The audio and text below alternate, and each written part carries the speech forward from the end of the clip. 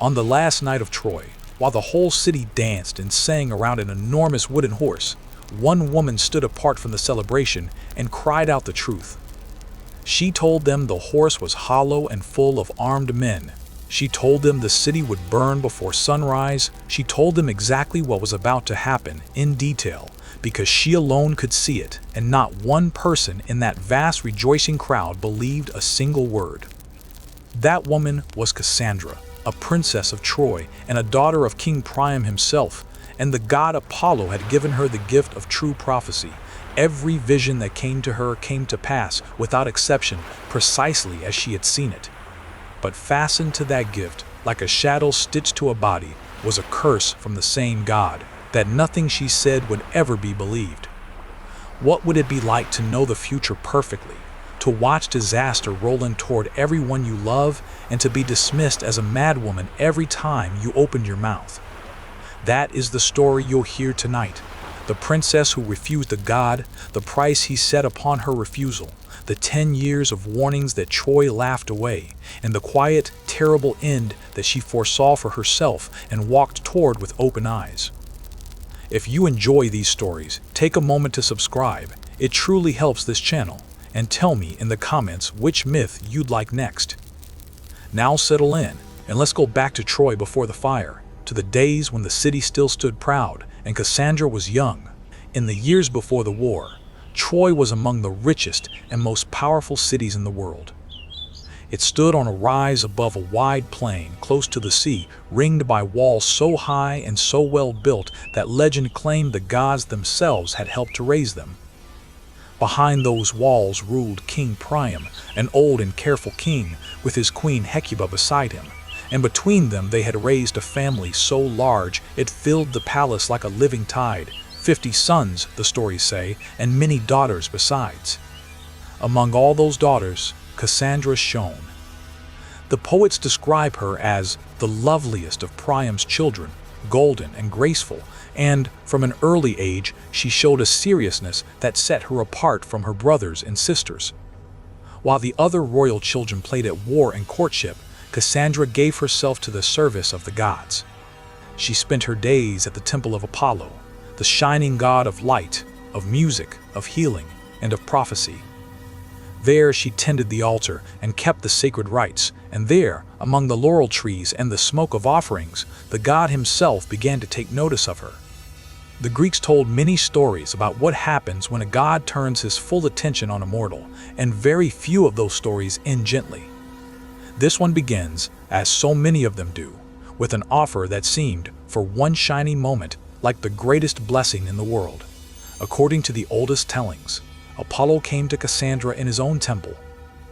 He appeared before her in radiance, terrible and beautiful, the way the gods reveal themselves when they choose to be seen, and he made the young princess an offer. The god had fallen in love with her, as far as such a being can love, and he wished to win her. In exchange for her affection, he would grant her the rarest treasure a mortal could hold, the gift of prophecy, the power to see what has not yet happened as clearly as other people see the present. Cassandra agreed. Perhaps she was dazzled, perhaps she was afraid, or perhaps, in that moment, she truly meant it. The sources do not say. What they do say is that the god kept his side of the bargain at once. Knowledge poured into her like light through a thrown-open door. Time unfolded before her, and the future stood revealed, and this is where the story turns. For when Cassandra looked at what was coming, and then looked back at the god who had given her this power, something in her changed. She refused him. Whether the visions themselves frightened her, or whether she had never intended to keep the promise, or whether she simply chose, at the last moment, not to give herself to a god, the old poets offer different answers. What every version agrees on is what happened next, because gods do not take refusal well. And Apollo's gift was already inside her, where it could never be taken back. There is a strange rule in Greek myth. A gift once given by a god cannot be revoked.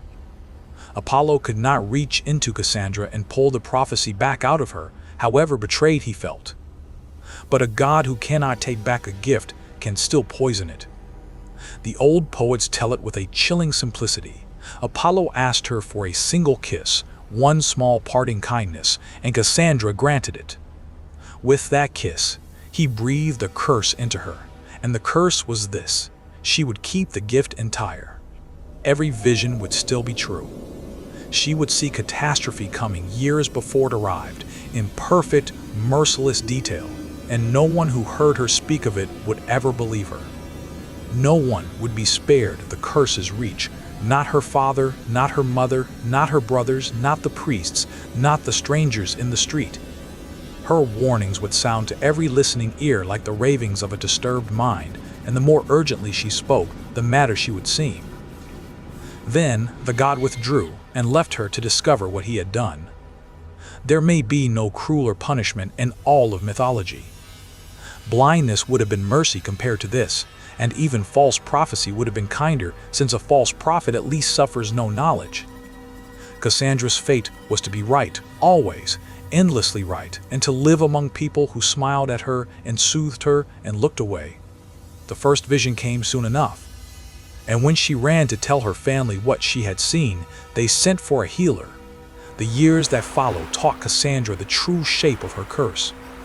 When her long-lost brother Paris appeared at the games in Troy, a handsome stranger who turned out to be a prince, abandoned as an infant and raised by shepherds, the whole family wept for joy at his return. Cassandra alone cried out in horror because she could see what trailed behind him: fire and ships and the ruin of everything. The family heard only madness. When Paris announced his voyage across the sea to Sparta, she begged him not to sail, telling anyone who would stand still long enough that this one journey would destroy the city. The ships sailed anyway. And when Paris returned with Helen, the wife of a Spartan king, the most beautiful woman in the world, stolen or willingly fled depending on who tells it, Cassandra stood on the walls and wailed like a mourner at a funeral, while the rest of Troy celebrated below. Her father, unable to bear the disturbance she caused, is said in some tellings to have had her shut away during her fits, in a locked chamber where her prophecies could trouble no one but herself. Then the 1,000 ships of Greece appeared on the horizon, exactly as she had said they would, and the long war began. For 10 years, the armies of Agamemnon besieged the city. For 10 years, Cassandra watched her brothers ride out through the gates and saw, before each one fell, that he would fall. One by one, Hector, Troilus, and the rest, her visions kept their terrible appointments. In the 10th year of the war, the Greeks seemed simply to give up. One morning, the watchmen on the walls of Troy looked out and found the great enemy camp abandoned, the tents burned, the ships gone from the shore, and standing alone on the empty beach, an enormous horse built of wooden planks, taller than the gates of the city. A lone Greek left behind claimed it was an offering to the goddess Athena, and that Troy would be blessed forever if the horse were brought inside the walls. The Trojans, dizzy with relief after 10 years of siege, began to celebrate before the question was even settled. 2 voices rose against the tide. A priest named Laocoon hurled his spear into the horse's flank and warned that he feared the Greeks even when they came bearing gifts, and before that day ended, the sea itself seemed to silence him, for 2 great serpents came out of the waves and dragged him beneath them, and the watching crowd took his fate as proof that the gods wanted the horse brought in. The other voice was Cassandra's. She threw herself in front of the procession, crying that the horse was hollow, that armed men crouched inside it in the dark, that this gift was the death of the city, begging them, ordering them, pleading with them to burn it where it stood. And the people of Troy, who had heard this mad woman prophesy doom for 10 straight years, laughed and lifted the ropes and dragged the horse through the gates with flowers in their hair. Night came down on a city that had not celebrated like this in a decade. Wine flowed in every street, the watchfires burned low, and for the first time in 10 years, Troy went to sleep without fear. Cassandra did not sleep. In the silent hours after midnight, everything she had seen began, point by point, to come true. A hidden hatch opened in the horse's flank. Armed men slipped down into the empty square. The gates that had held for 10 years were unbarred from within, and the Greek army, which had sailed no farther than a nearby island, poured back through them into the sleeping city. What followed was the end of Troy, and the old poets did not linger on it gently, but this story does not need to. It is enough to say that, by dawn, the towers that had stood for generations were burning, and the city that thought itself eternal had fallen in a single night, exactly as one voice had promised it would. Through the smoke and the shouting, Cassandra fled uphill to the temple of Athena, and there she clung to the feet of the goddess's ancient wooden statue, claiming the sanctuary that even war was supposed to respect. That sanctuary was not respected. Soldiers found her there and tore her from the altar, and when the victors divided the survivors among themselves, Cassandra, a princess, a priestess, a king's daughter, was handed to Agamemnon, the commander of the Greeks, to be carried across the sea as a prize of war. The ship that carried Cassandra away from the ashes of her home sailed west across a gray and heaving sea toward a kingdom she had never seen and already knew. Agamemnon was bringing her to Mycenae, his own citadel, a fortress of huge stones crouched on a rocky hill with carved lions standing guard above its gate. And Cassandra, gifted and cursed as ever, could see exactly what was waiting behind that gate. The house of Agamemnon was a house with an old and blood-stained history, and inside it, a queen had spent 10 years nursing a grievance against her husband, a grief and a fury whose roots the old poets trace back to the terrible price Agamemnon had paid for a favorable wind at the start of the war. A welcome had been prepared for the returning king, and it was not the welcome he imagined. Standing before the palace doors, Cassandra spoke her last prophecy aloud to the old men of the city gathered there, who listened to her the way everyone had always listened, with pity and unease and no understanding at all. She told them what would happen inside the house within the hour, and she told them that she would not come out again. Then, because there was nowhere left to run and nothing left to save, the princess, who had spent her whole life being disbelieved, walked calmly through the doors of the house with her eyes open into the dark. The doors closed behind the king and his captive. From inside, after a while, there came a cry, and then another, and then a long silence. Neither of them was ever seen alive again.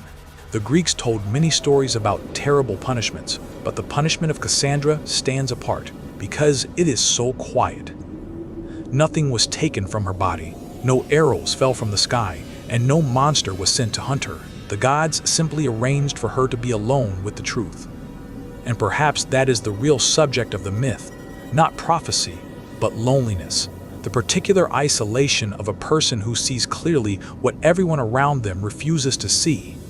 What is remarkable, looking back across the whole of her story, is that Cassandra never stopped. 10 years of being laughed at, shut away, pitied, and dismissed, and still she ran to stand in front of the wooden horse. Still she stood before the doors at Mycenae and spoke the truth one last time, to men who could not hear it. The curse took away her credibility, but it never once took away her voice. Her name has outlived the god who cursed her, and the city she could not save. To this day, when a lone voice warns of a disaster no one wants to hear about and is proven right only after it is too late, that voice is called a Cassandra, a small, strange immortality for a princess whose only crime was refusing a god and telling the truth about what she saw. If this is the kind of story you want more of, take a moment to subscribe and tell me in the comments which myth I should tell next. Sleep well.